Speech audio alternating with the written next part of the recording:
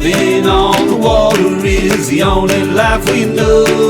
Yo, ho, ho, ho. It's time for the Boaty Show. Welcome, everybody. Stephanie. Jeff. And Marc Izzon. Hello. Back again after his debut for the Boaty Show 1000 download bonus episode where I'm going to say Mark. That was no we. There's no I in we. Invented the Boaty Show signature cocktail, which may be canned. And what are we drinking today, Mark? It's the Boaty Show cocktail, but with bourbon. And I think it's a dramatic improvement. What was the Boaty Show cocktail? It was with dark rum. Yeah. So talk us through the recipe one more time. So in today's iteration. Yep. Is this Mark II? Yeah, I think so. At least there was many hours of experimentation in back at. That's not true. Izzo headquarters. Yeah. No, I basically took a giant flask and started pouring booze into it. It's probably about 2 parts of bourbon to 1 part of. This time we used Averna, which is a different type of Amaro. What is Averna and what is Amaro? I don't. Amaro is an Italian bitter. Okay, and Averna. Imagine me as a liqueur.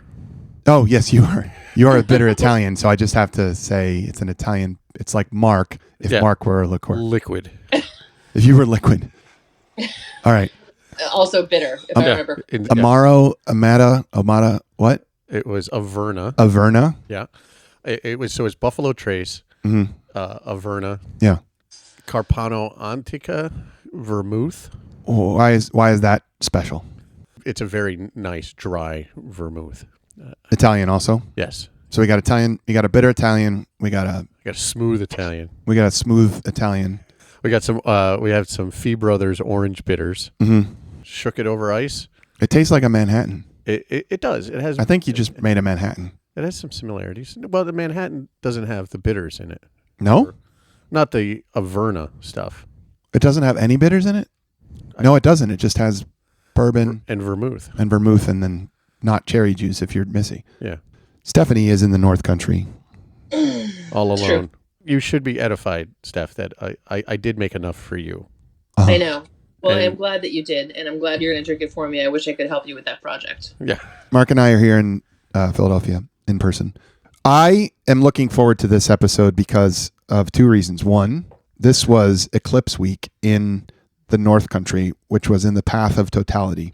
And Steph, I'd like it if you could really share your experience, both like direct as in like what circumstances around you, and then also your like emotional and cognitive experience leading up to the eclipse, and then tell us what happened during the eclipse. So like what was your take on the eclipse before the eclipse happened? Could I just like pull it aside here for a second and say like path of totality is a very grandiose. I agree. Path of totality. Path of totality. Yeah, I mean, a set of words that we just don't use any other time, which I like a lot about it. It doesn't have. It's fantastic. No one's ever heard those words before. It's like it's like the most dorkiest, pompous. Dorky and pompous at the same time is a rare combination. Yeah. Okay, are you ready for me to tell you, like, answer those 17 questions you just asked me? I just like what was it? Give me your take on it leading up to it, like in the whole run up to it, and then give me then independently, like stop, and then give us your take of the day. I don't think it's going to surprise anyone to hear that I was like not terribly enthusiastic about the situation leading up to it. Like, it sounded like a lot of hype for a couple minutes of darkness. And I work at a hospital, and so we were like, there were all these briefings about how there's going to be like 7 to 16 hours of gridlock after with people the egress, so people trying to leave the eclipse, which gives me a complete panic attack. The idea of any traffic at all, as you know, Jeff, it's just. So that's a car in front of you. Yeah. Traffic is there's another car. Yeah. That is stress inducing. 16 hours, you guys. Come on, give me a minute and give me some props here. This is terrifying. But the good news there is that means I had to put my boat in so that I didn't have to be on the road at all. Smart. That's just smart. Ladies and gentlemen, Steph put her boat in. That's awesome. I had some help from. Is it still the path of totality if you're floating? Yeah, of course, totally. It's not the totally. current of totality. No. The path Flow of totality. The flow of so the path is of the viewpoint of the eclipse is the eclipse. That's the path, Mark. It's not you where you are. Are you sure?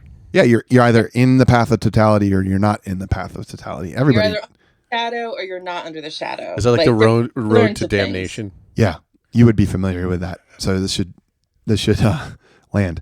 Okay, so you put your boat in and you had some help doing what?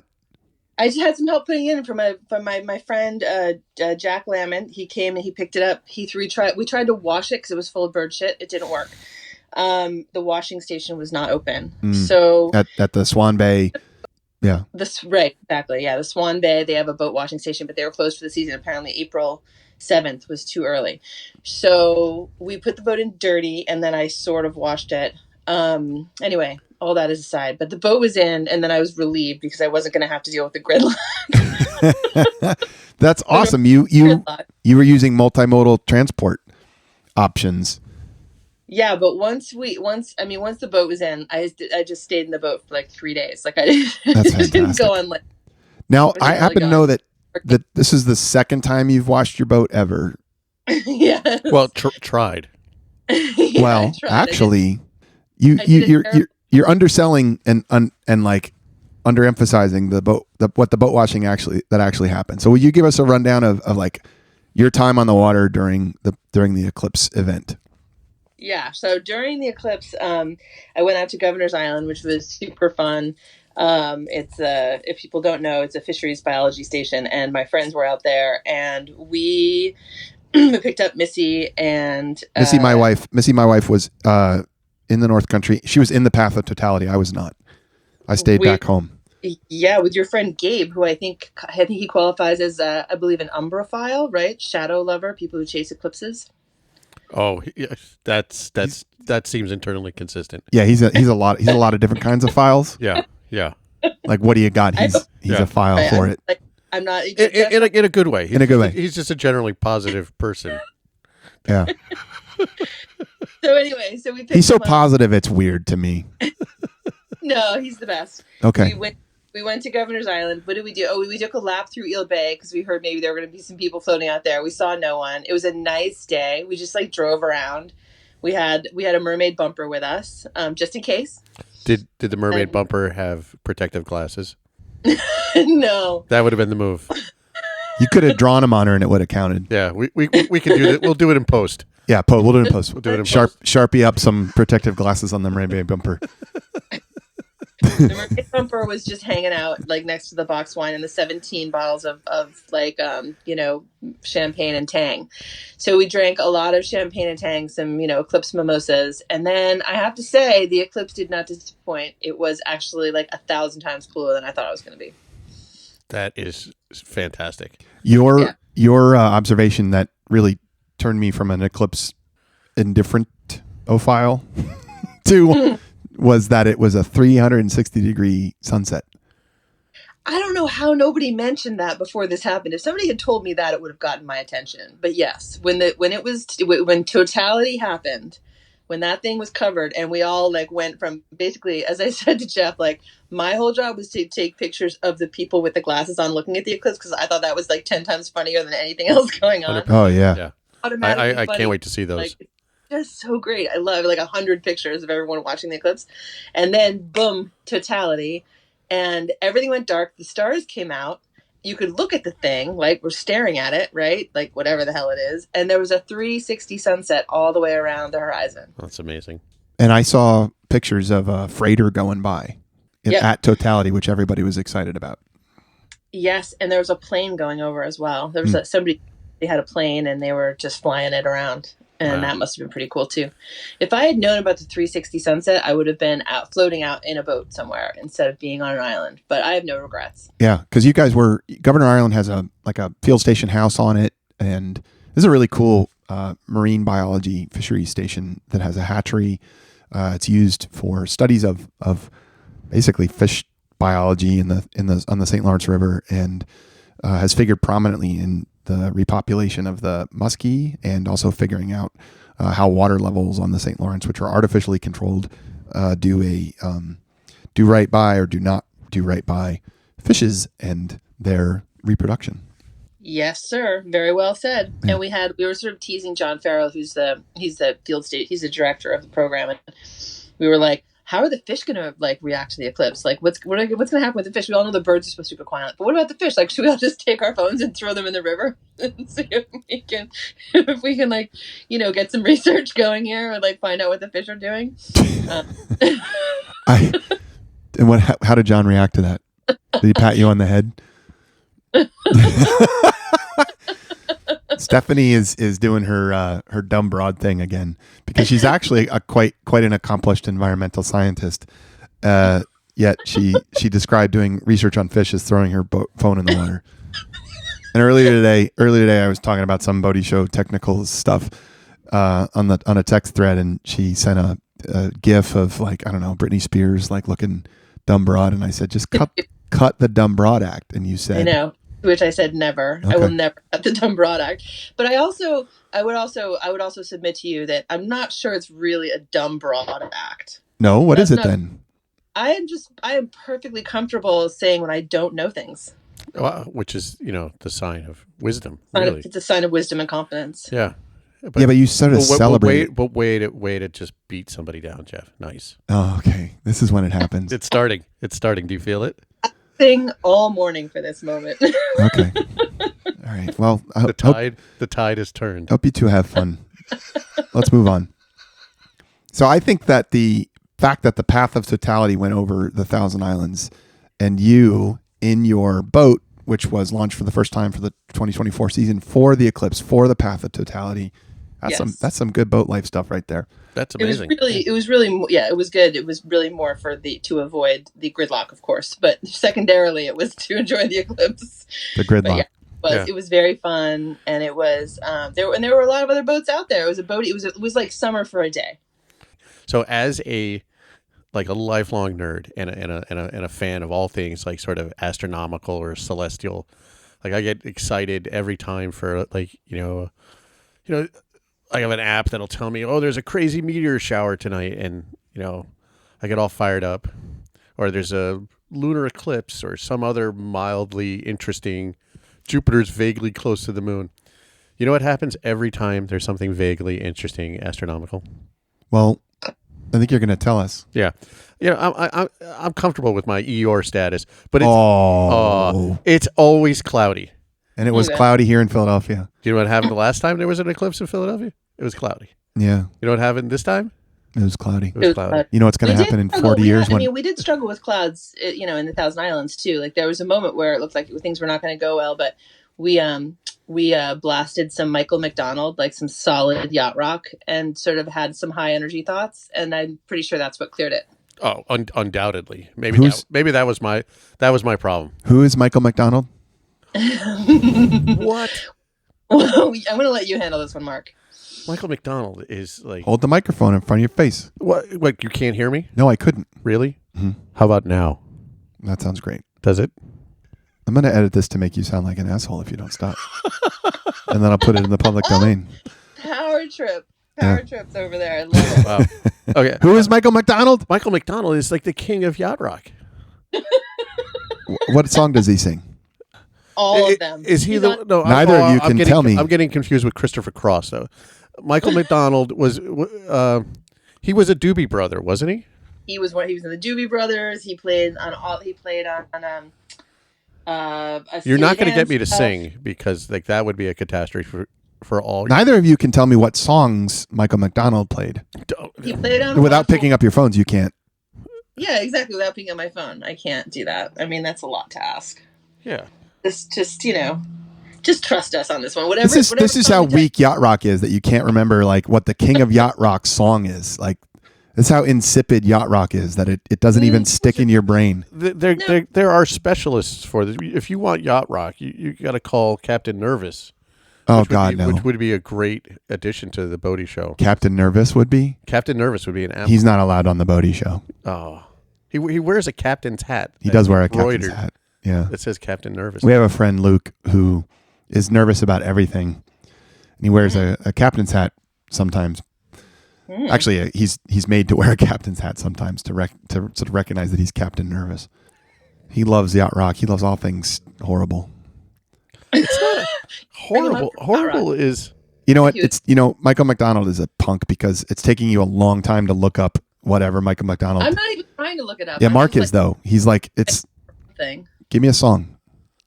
Sweet Freedom. I don't know what that is. Right, Nobody. Sweet Freedom. I thought you weren't going to sing. I know. I love the singing. I love the singing. I'm very supportive. Stephanie, what a Fool Believes? Come on. What a Fool Believes, which is a classic. Yes. Ugh. Yeah, I don't think the Boaty Show has the budget for me to play a clip. It doesn't need to. It actually has the budget.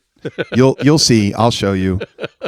No, it doesn't have the budget. It definitely does not. It has a budget, but not for that trollop trash. Trollop. How dare you? Ugh. How dare you? All right, it's all right. We were just like I'm so used to rolling with Jeff's hatred of yacht rock, which is McDonald in the first place. But let's just to put a wrap on that first topic. Expectations were low. Enthusiasm for avoiding traffic was high. Boating was delightful, and the eclipse was surprisingly nice. Yeah, I loved and some great pictures of people watching it, which we discussed. Steph was reminiscent of 3D movie theaters. Also, like nuclear bombs going off and people like looking at them with goggles. Yeah, exactly. Yeah. The real 50s stuff. That's what I did. Right. That was so cool. I loved that you earlier you said you guys had champagne and Tang, and that was kind of a little throwaway. But I love like that sort of like NASA 60s like Apollo vibe. You like that? That's fantastic. I don't think I've ever enjoyed a good champagne and Tang, but I'm looking forward to it. It is not a drink to be overlooked. It was delightful. We did a nice Tang rim on the glasses. That's where it started. Girl. Just a Tang rim and then the champagne. And then you just like sprinkle the little bit of Tang in there like magic sauce, you know? And then it's like you're like chewing on like Tang candy while you're drinking. It's just delightful. I highly recommend. 10 out of 10. Yeah. I'm fully on board. Mm-hmm. This like makes me very, very happy. A little astronaut vibe to it that made it extra special. I think maybe for a future Boaty Show episode we should have an all astronaut themed cocktail hour. Try to figure out how to do like that like frozen ice cream we all got at the Smithsonian. Yeah. Try to incorporate that into a drink. Or astronaut. Or it has to come out of a pouch. You have to like somehow like. Oh my God, we are not going to can the beverage. We're going to pouchify it. We're going to put it in a pouch. That's patent pending on that pouchify. That's Pouchify. That's completely owned by Boaty Show Industries. Trademark. The wholly owned trademark and signature of the Boaty Industries Beverage Dispensation Corporation. LLC. We just innovated. It's always good to innovate during the podcast. Pouchify. We just pouchified, which was an innovation. Steph, you've also, so we glossed over Tang mimosas. We also glossed over you washing your boat with two of our hugest fans, Patrick and Kimberly Murphy, but it was really Patrick Murphy. You went to their house on Tennis Island, right? I did. Do we want to even talk about Tennis Island on the show before we actually go there and record an episode? I know. I think like this story of just washing my boat is like 7 stories. I don't know. I just don't know if we can do it justice right now, but I think if nothing else, we have to just acknowledge the fact that I tried to wash my boat. I did a terrible job. No. Look, can I please you? How dirty was this boat? It was so dirty. It spent the winter in Steph's boat barn. Yeah, and then like there were like 3 different bird nests that were made out of clay that had dropped into it and cracked open. So there were like dead bird nests, and then like lots of bird shit, and then everything else that happens to a boat as well. Right. But yeah, Jeff, whatever you want. What do you want to say? Okay, so you took your boat basically from the boat ramp to Tennis Island. Am I correct? No. You went to Docksident first, and you and Julie, your friend Julie, enjoyed some time there, and then you went at some point to Tennis Island, which I will say is. We were just talking about sort of like the 50s idyllic, what do you call it? 3D 3D movie Yeah, glasses, the all that stuff. nostalgia of the. So the Tennis Island is this out of the way, like waterfront neighborhood on a canal carved into an island. The canal was originally carved so that George Bolt could get the produce from the farm that he had on Wellesley Island out to his castle, which he never finished on the Bolt, Hart Island, Bolt Castle, Hart Island. And this canal was never really completed. I don't know how much produce went from the farm to the castle via canal, which I'm all in favor of that, deal, digging canals to move your produce. So Tennis Island was developed, and you go in there and it's like going into Stepford Wives or It's just very Truman Show. Idyllic. Suburbia cul-de-sacville, but water-y. Yeah.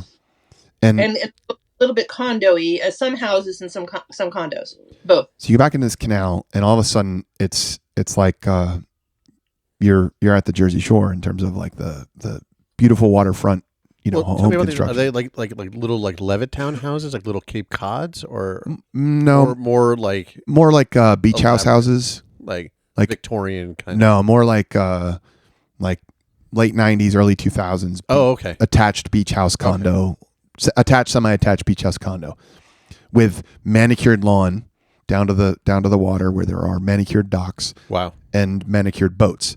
So Steph goes in there with her bird shit covered boat, pulls up. Patrick, good friend.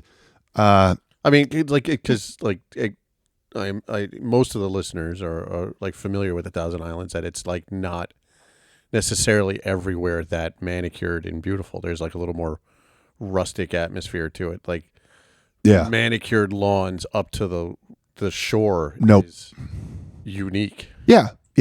So I'm going to tell you one thing you need to know about Patrick, and I'll tell you everything you need to know about Patrick. He has a commercial ice machine in his basement. Yeah. Does it make it makes the little ice? Patrick has a commercial ice machine that makes the small cubes. Because when you go to a party, you could bring people a bottle of wine or some cookies or something, or you could bring them something they really need. What? A bag of ice. A bag of ice. That's a bag Patrick. Of good ice. That's Patrick. I mean, that commercial ice, we used to have that in the lab I used to work in, and like it wasn't supposedly fit for human consumption, but we would all fill our glasses there and crack open a can of Coke. Yeah, oh good. Yeah. Into that like bullet ice or whatever they call it. Disc ice when it's like it's good stuff. There's nothing better than that. So Patrick also has all sorts of boat washing equipment because his boats are immaculate, and Stephanie used his equipment to wash her boat, and then what happened?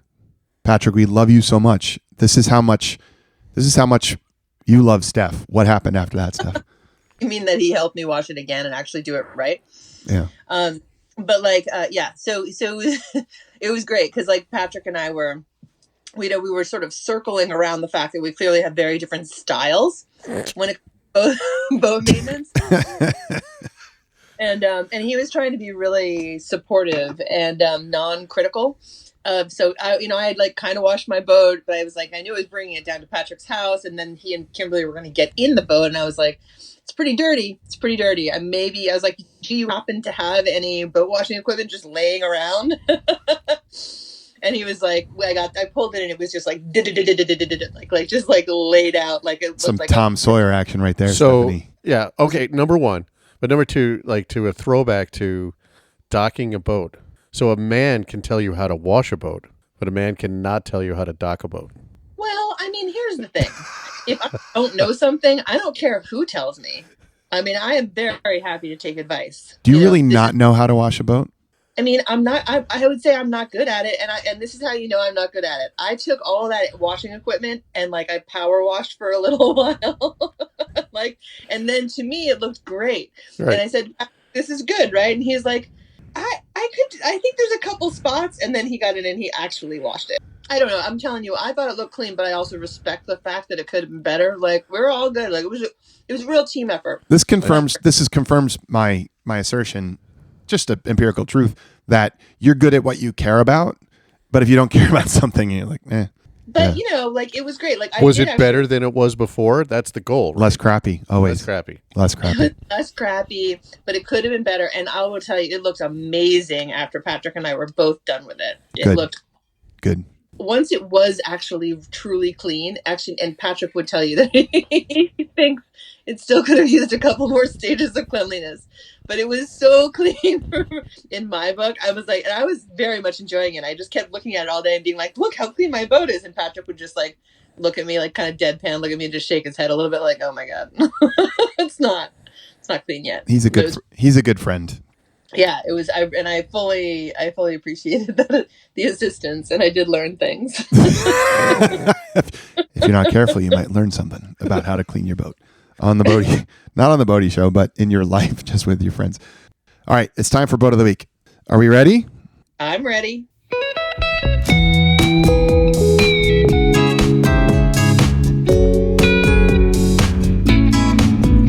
It's the boat of the week, stable and sleek. Check out that vessel, baby, isn't she sweet? It's the boat of the week, the boat of the week. Ooh, how I love me, the boat of the week. Da da da da da da. Hey, yeah, let's check out the boat of the week.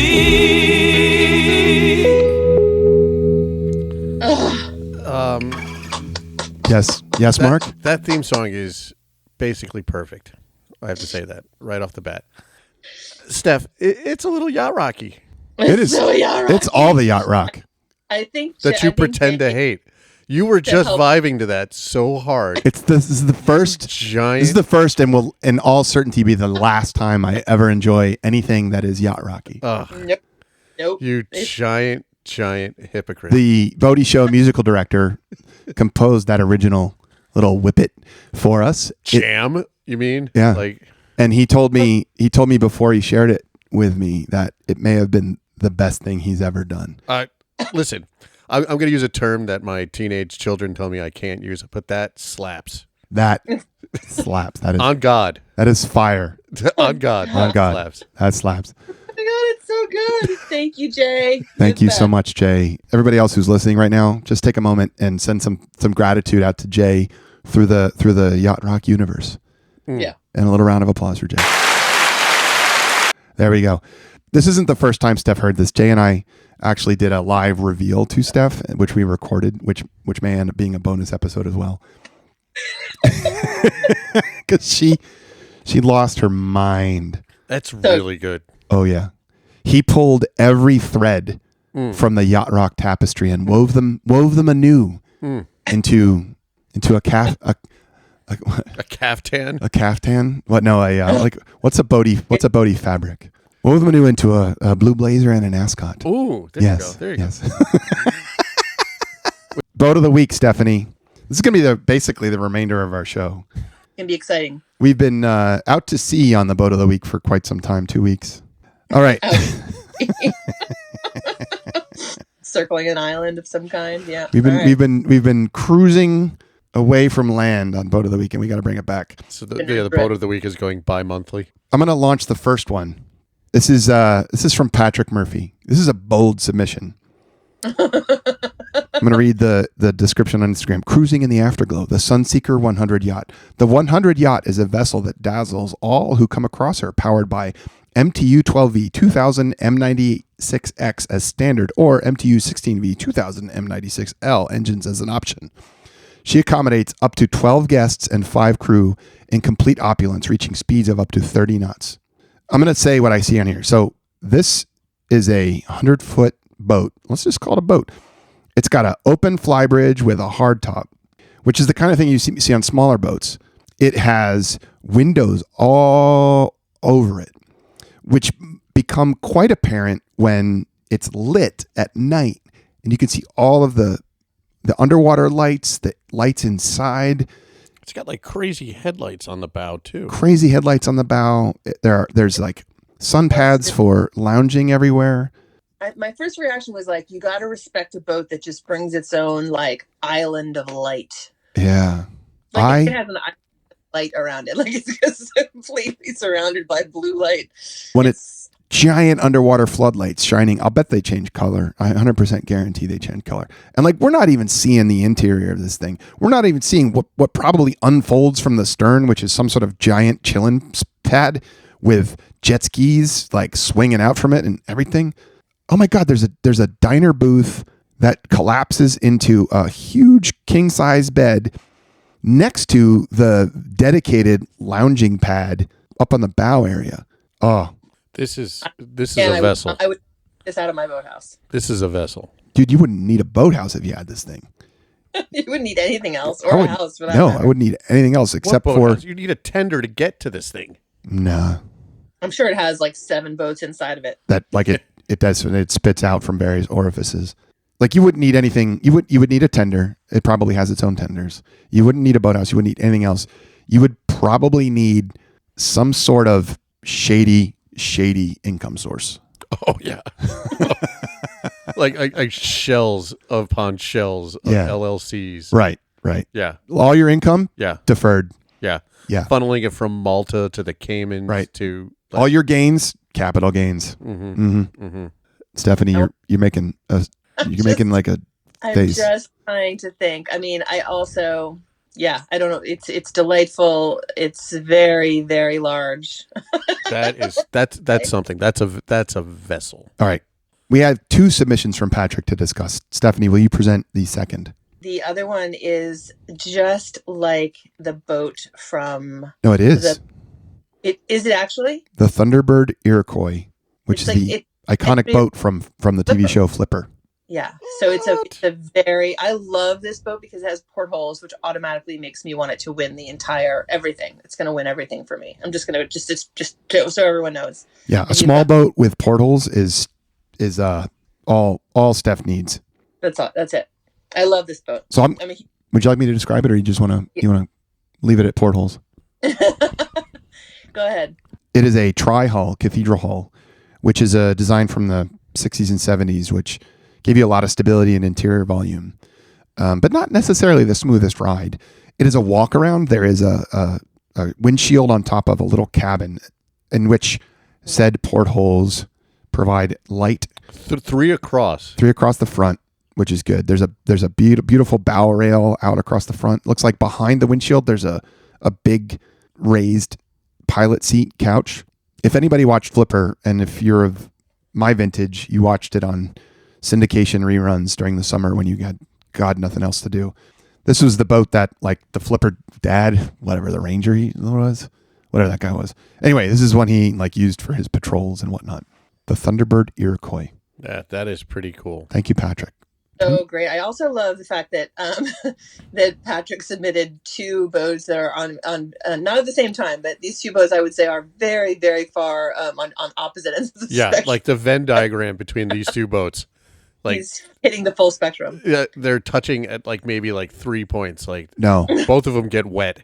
Yeah, I don't know. Like they're just adjacent. There's no overlap.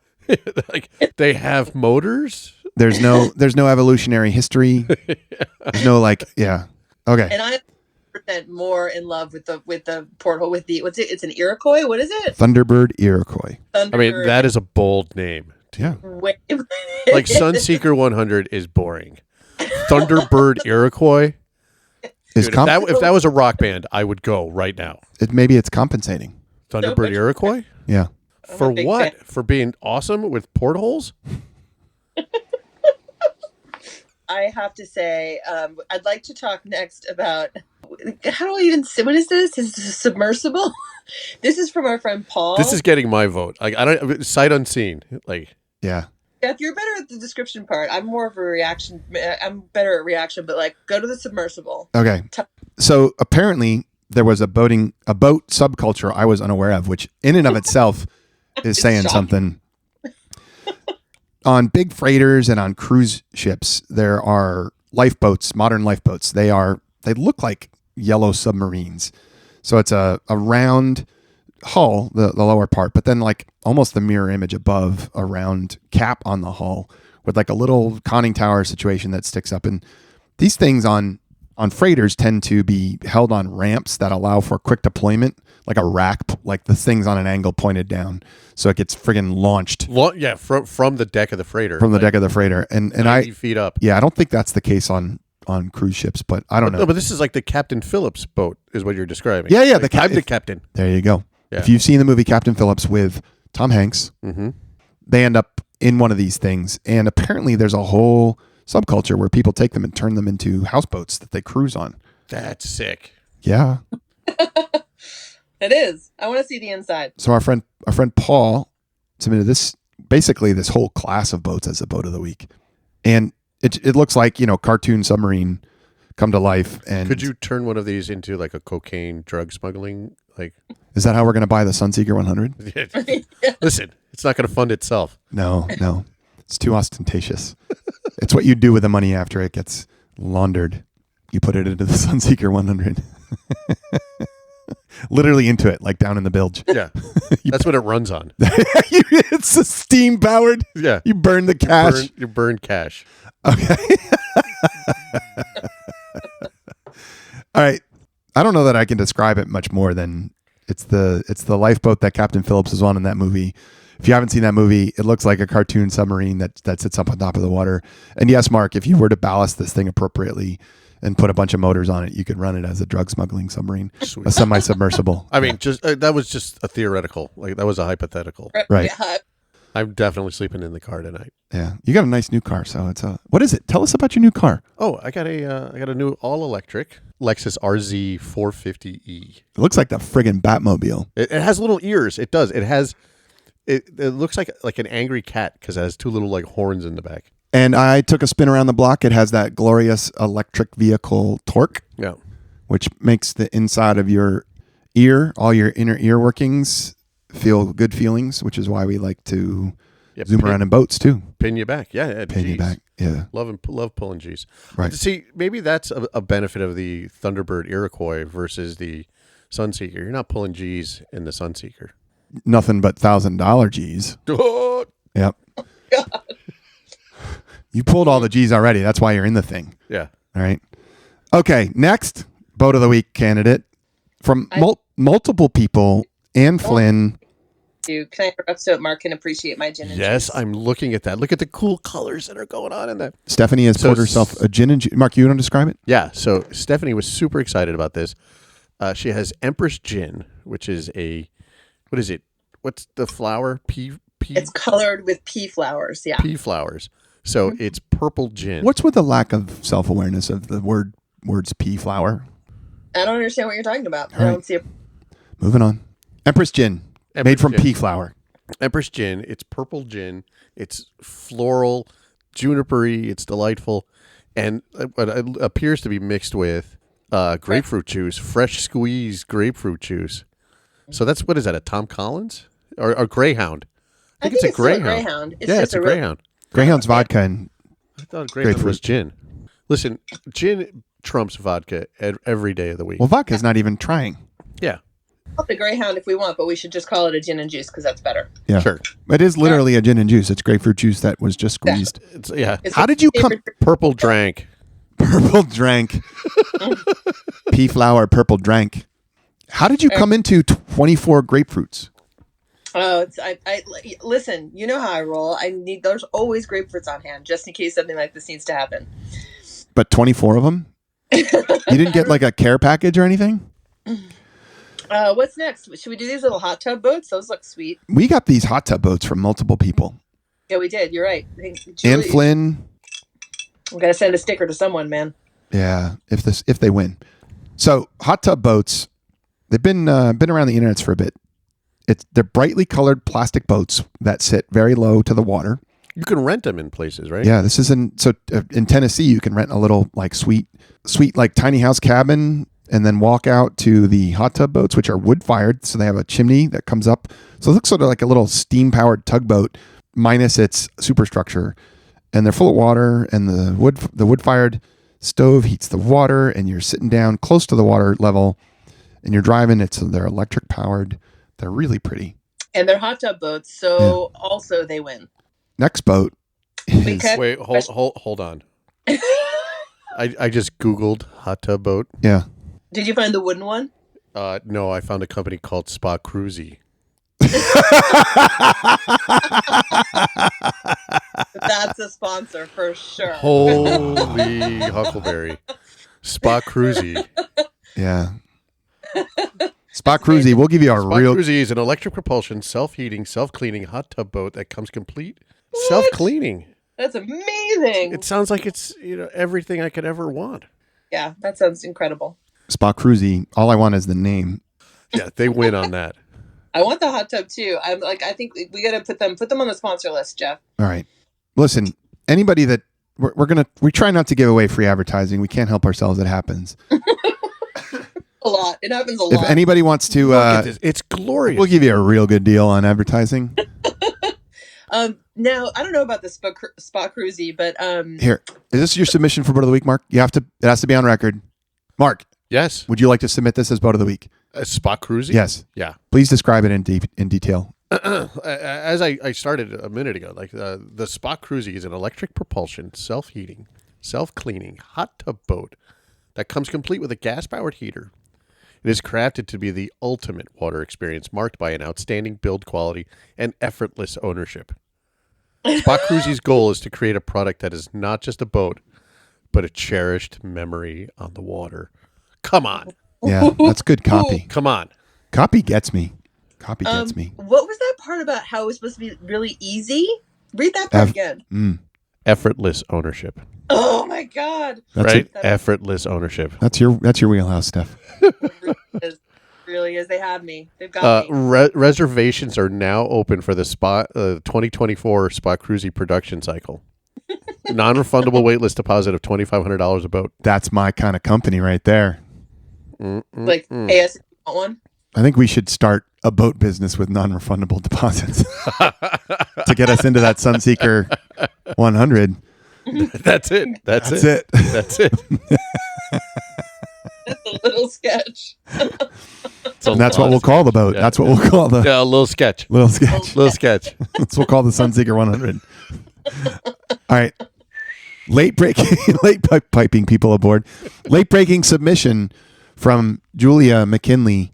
The Flamingo paddle or electric boat. Mint condition Flamingo paddle or electric boat from Disney. Used once, great condition, located in Queensbury, New York. Oh, hello. It's a giant pink flamingo that you sit inside. You sit between the wings. Oh my God. It has pedals and an electric trolling motor.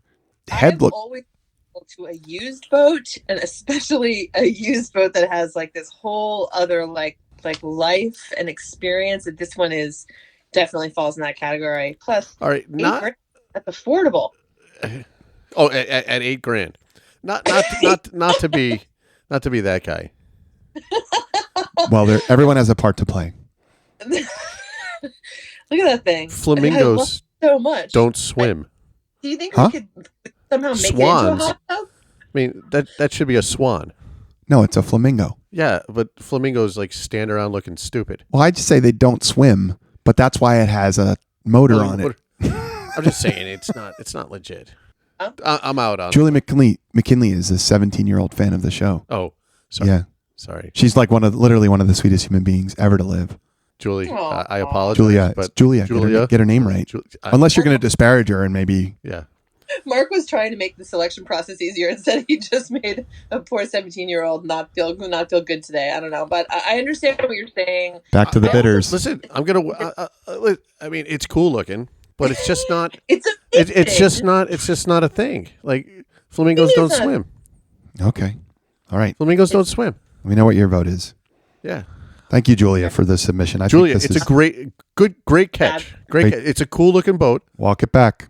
No. I don't think I said it. Did I say anything that mean? That's what you No, didn't. It's what you didn't say. The subtext.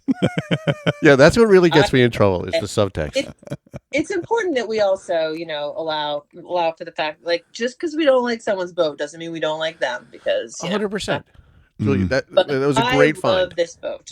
I think it's delightful. Okay. It's whimsical. I also It's want whimsical.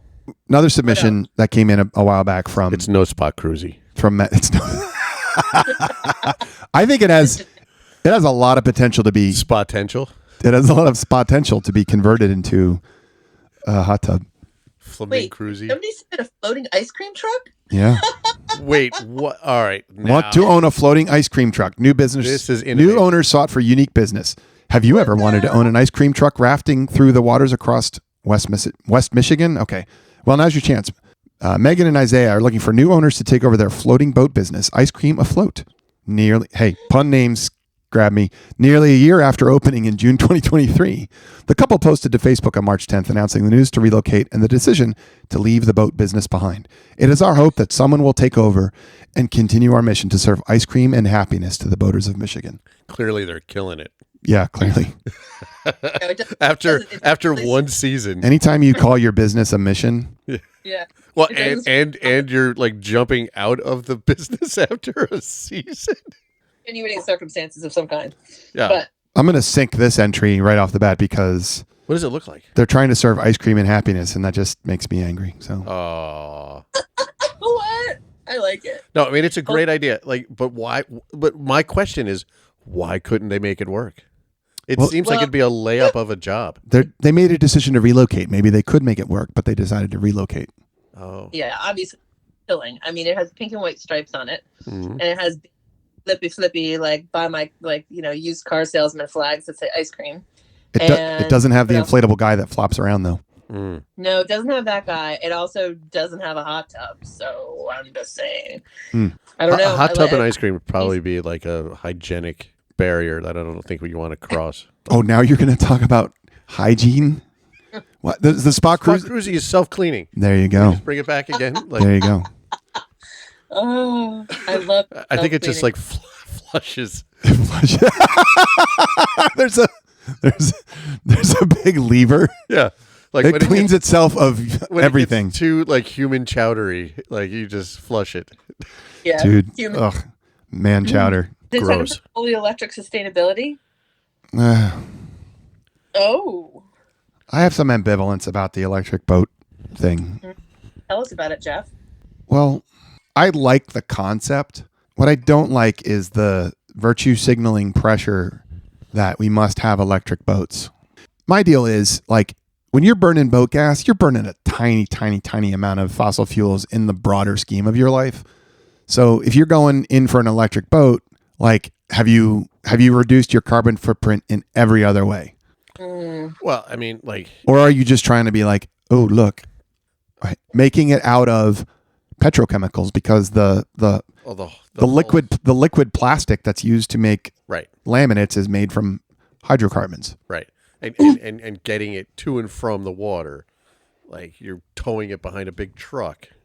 It's, I mean, there's lots of problems there, but I mean, if you could do a little bit to make it a little bit better, you don't think that helps? I don't know. I think they're fine. But if anybody's lords it over me that they have an electric boat and I have a gas powered boat, they can suck it. Yeah, clearly. Yeah. But like, is anybody lording it over you that you don't have a? Not yet. Not yet. Mm-hmm. Is this more about you? I would say that at one point there was a comment about our beloved Helen, 1972 Penn Avenger Tunnel Drive, the 70 great boat, 1976 estate wagon, wood paneled sided family truckster of boats. Yeah, the Jeep Grand Wagoneer of boats. There was a comment made. Oh my God, that thing just dumps gas in the river. Not literally dumping gas in the river, but that was the comment about this because it was so, horrifyingly inefficient. Right. So there's already been a little bit of lording there. By someone who owned an electric boat? Not at the time, and you know who you are. Steph, should we try to like poke around and see if we can figure out who he's talking about? Here's where I am on electric boats. So I coach rowing. Uh-huh. We use the gas powered boats that we go out and keep the kids safe and give them instructions from on the water 6 days a week, 4 hours a day. Right. That's as close as you get to, outside of a ferry or a water taxi to regularly use. Yeah. Yeah. Regular use. Those things should be electric. Okay. Right. But like my electric pleasure boat, we'll get there. The automotive industry drove in some ways like the commodification of marine power, right? Every boat motor after like some of the early like Chris Craft and Hackercraft boat motors was derived directly from the automotive block. All of the engineering and economy of scale on the supply chain and the production of those boat motors was driven by the rise of the internal combustion engine powered automobile. The same thing will happen for the boat industry from electrification of cars. It will. Already is. Like you want to get a really big battery bank, you're probably going to get one that was at least in part engineered and built because of the investment in the automotive sector, right? Yeah. Well, I mean, here's a hot take. Yeah. I don't think electric boats work. Tell me why. I think the better idea is to wait for hydrogen. No, honestly. You got water right there. You can split hydrogen out of it. No, I wasn't thinking that necessarily, but like I think like a fuel cell is more amenable to that because you have more energy per unit mass. Yeah. Than you have with the boat with a battery. So you're burning hydrogen in an internal combustion engine. Yeah, and producing water. Here's the one. I get you on that, especially if you could actually generate hydrogen. Refill it immediately. You don't have to sit and charge it. Yeah, especially if you're making hydrogen out of, because hydrogen is made by either like basically splitting hydrogen off of hydrocarbons, that's dirty hydrogen. Right. Or using electrolysis. Or electrolysis using electricity, ideally generated from solar power. Water, solar power. Right. Yeah. To split hydrogen off of H2O, the water. I think a hydrogen fuel cell powered boat that makes its own hydrogen out of the water it's sitting in is master class. That's awesome. That's a lot of technology. Yeah. Well, I mean, you got solar panels and then a hydrogen generator. Why not? I mean, how hard could it be? Can we get back to the question here? What do you mean? Like, I want to know about whether or not these electric boats work. Like, how do they work? I've never been in one. I've never driven one. Like, are they slow? Yeah, that's an excellent question. My only experience in an electric boat was a water taxi. Going from Logan Airport to like Boston Harbor. Yeah, and the thing went like 4 knots. It was barely making way. Yeah. And there were a lot of boat traffic. And I was like looking at the guy, I'm like, are we going to die? And he's like, no, we're fine. And then with a little bit of uncertainty. Yeah. And I was like, well, am I going to make my flight? And he's like, maybe. That's my man. So here's an upside to electrification in boats.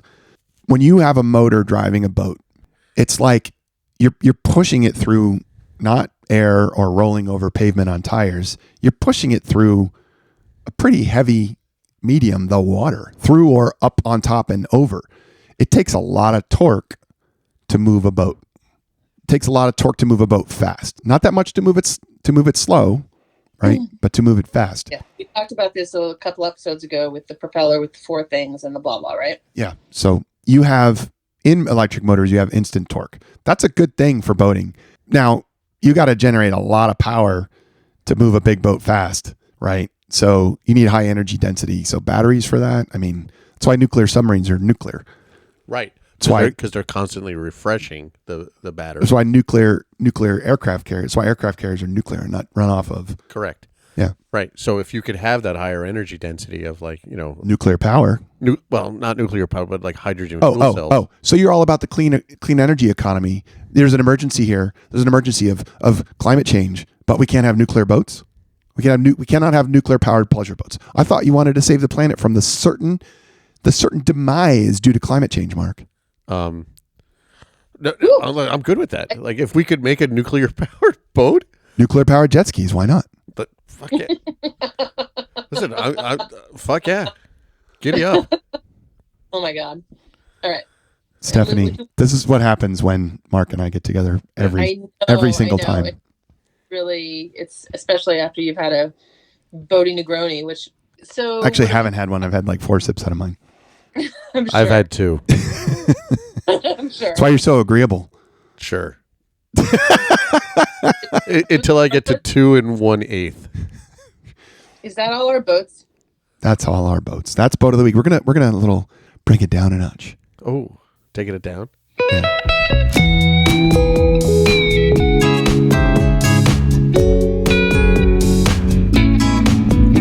It's the boat of the week, stable and sleek, check out that vessel, baby, isn't she sweet? It's the boat of the week. Oh my goodness. It's so good. I despise Yacht Rock, but I love that. Yes, I gotta tell you, it's like it's the gonna be perfect fun song. watching you walk back your hatred over the long, slow amount of time it's gonna take for it to happen. But it's gonna be fun to watch. Okay. I think this is like the little hook, right? This is so you're gonna set the like gently. I've taken the bait. The hook is in my mouth. Yeah. Right. Yeah. Bite down. I'm gonna vote for the boat that goes the best with the theme song, which is obviously the one with the portholes. Oh, The Thunderbird Iroquois. Iroquois, I'm gonna sit in that boat and listen to the Boat of the Week theme song all summer long. I am going to go with the boat that goes with the Boat of the Week theme song the best, which is clearly the Sunseeker 100, upon which me in my blue blazer and cravat and captain's hat and like, I mean, let's just run with this. There are dock lines. There are also white lines. Okay. Because Yacht Rock was all about the 80s and yachts, right? It wasn't about, Ranger porthole boats. It was about yachts, Yacht Rock. That's the yacht. All right. I mean, I'm not going to argue with you. All right, Mark. Does Mark get to vote too? He has a submission. Yeah, you did have a submission, so you don't necessarily get to vote when you have a submission. right. I think we could waive that. I think that's fair. Okay. All right. And like, I'll sit this one out, but I will say what my vote would have been. Please. Which is I'm sticking with the submersible thing. Yeah. I'm good too. I'm going early, like a submersible. That's a little Yacht Rock too, because houseboat, like yeah, that's so like Yacht Rock is also a little bit about being like sketchy and smuggly. and smuggly. Like every song is about getting to a border, Yeah, you're right. right? So like the semi-submersible drug submarine made from an old lifeboat is very Yacht Rock. Is very apropos. Right. Man, we're at a The problem I have with that is like I don't know, I haven't seen the inside. I'm sure it's amazing in many ways, but I want to like my experience of boating, it doesn't feel like it's going to be peak for me within the orange bubble. What if there was like bright green shag carpet in there? I mean, like I said, I could be convinced with interior photos. It's true. I also think that as much as I love both the flamingo and also the hot tub boat varieties of this week, it just like I feel like they're not boaty enough for me. Like they're too much something else. Niche, so that's niche. why too much like of a toy. Doesn't have enough utility. For me personally, I mean, I love it and I want one. I want all of them, obviously, like I always do. But yeah, I want my boat to be pretty boaty. I do. The flamingo gets me because it has two modes of propulsion, and because I want to be orthogonal to Mark and his whatever position that because flamingos don't swim, it's not a boat. Like, well, it just shouldn't be a flamingo. It should be a swan. all right, yeah, okay, Just saying. we're at an impasse here. All right. What do we do? I don't think we have rules for this yet. No. You just go with me because like I'm better. No. That's fair. No. You're definitely more like If I opinionated. were to vote, I would vote with whatever Stephanie wanted. See? Exactly. Yeah. The Thunderbird Iroquois. So I'm gonna really push on this. So, Steph, let's take money out of the equation. Wait, is there money involved? Well, just like the feasibility of actually owning and using the boat. Right. Oh. He's right. I think a lot about value when I do Boat of the Week. So, Stephanie, like Yes. whether it's attainable or not, Thunderbird Iroquois and all the enjoyment and fun you could have on that compared to Sunseeker 100 and all of the fun and enjoyment you could have on that. I would have more fun with the hot tub boat than I would with the Sunseeker. Oh, But the hot tub boat's not in the mix. Yeah, I looked it up. The Spa Cruisy may not be the most boaty boat, but it would be the boat that you would use every goddamn day. No, No, because it's not nearly as self-cleaning as it needs to be. Well, I think you just like flush it. No, I don't. It doesn't. Yeah, that's you made that up. I just looked it up. The Sunseeker 100 has a hot tub. All Right. Okay. Yeah, but is it self-cleaning?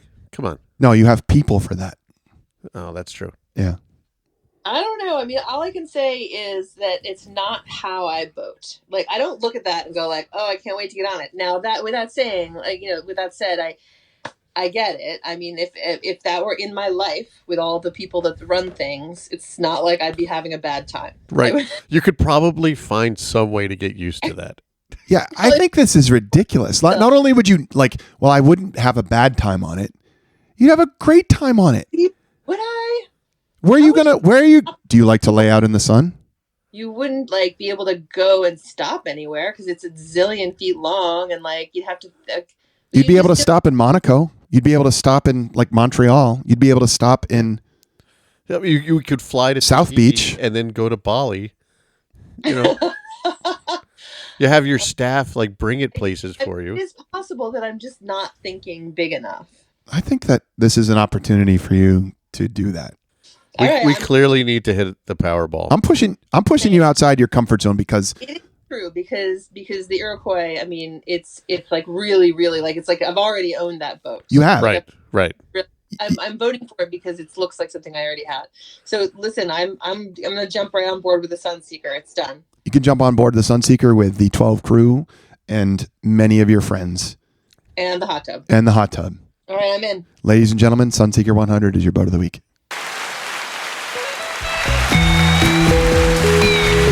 Yeah, applause and the opening riff. All right, party people. That is a wrap. Thank you very much, Mark, for joining us for bringing a Boaty Negroni, the press gang. Steph for joining from the North Country, and your friends who you invited over for brunch for having brunch without you, Julie and Celia. Yeah, your reward is a cold omelet. Yeah, this has been a ton of fun. Everybody who listens, we crossed 1,000 downloads last week, which is really exciting. Last weekend, actually. And it's very gratifying to us, and it makes it so much fun that you enjoy this thing that we are making. So please keep in touch and have a good one. Stay floaty. Yo ho ho, that's it for the Boaty Show. Pack the cooler, grab the lines, let's go, go, go. Yo ho ho ho ho. That's it for the Boaty Show. What do you say, Steph? Bye. Stay floaty. Mark? Listen, any theme song that has hand claps, I'm in. You're in. That's so good. Bye, everybody.